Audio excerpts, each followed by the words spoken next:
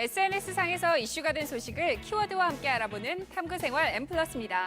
최근 미세먼지에 대한 관심이 높아지면서 그동안 미세먼지에 대해 과소평가한 것이 아니냐는 목소리가 높아지고 있는데요. 첫 번째 키워드, 1년 내내 불청객입니다.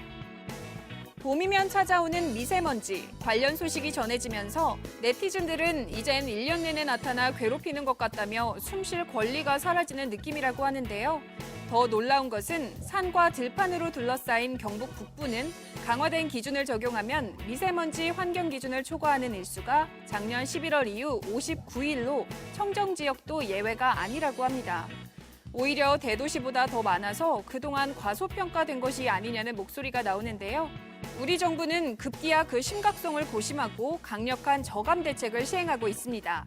세계 각국에서도 스모그 프리 프로젝트를 공개하는가 하면 우리나라에까지 영향을 주는 중국의 경우 결국 100m가 넘는 대형 공기정화탑까지 세웠는데요.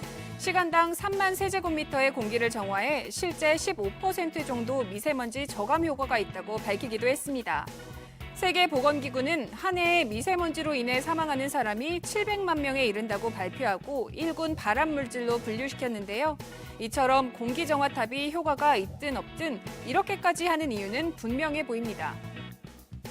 스마트폰은 우리 생활에서 많은 변화를 줬는데요. 우리 아이들의 등하굣길에도 영향을 준다고 합니다. 두 번째 키워드, 스몬비 퀴즈입니다.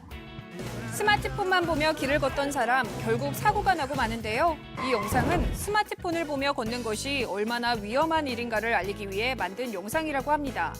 스몬비, 스마트폰을 보며 걷는 행태를 꼬집어 말한 신조어인데요. 최근에는 어른들뿐만 아니라 어린이들까지 심각한 문제가 되고 있다고 합니다. 어린이 교통사고는 새학기인 3월부터 사고 건수가 증가하기 시작하고 특히 학교 시간인 오후 2시부터 오후 8시까지 사고가 집중된다고 하는데요.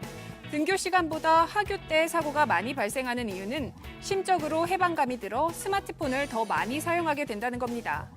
한 학부모는 댓글을 통해 맞벌이라 아이의 일정을 확인해야 하고 또 걱정도 돼서 스마트폰을 줄 수밖에 없는데 라며 항상 주의를 시키지만 실제 밖에서는 어떻게 하는지 알 길이 없어 이러지도 저러지도 못하는 입장이라고 합니다.